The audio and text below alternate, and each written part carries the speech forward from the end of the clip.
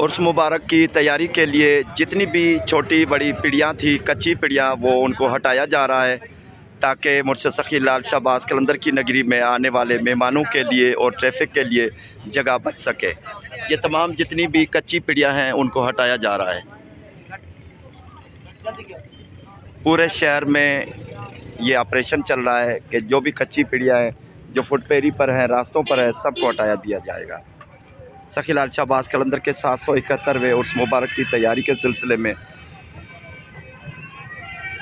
Municipal committee वाले हैं और साथ में पुलिस वाले हैं, एंटी इंक्रोचमेंट है, सारा सिस्टम है। ये तमाम जितनी भी कच्ची पिड़ियाँ हैं जो सड़कों पर हैं, रोड पर हैं, फुटपेरी पर हैं, वो सबको हटा दिया जा रहा है।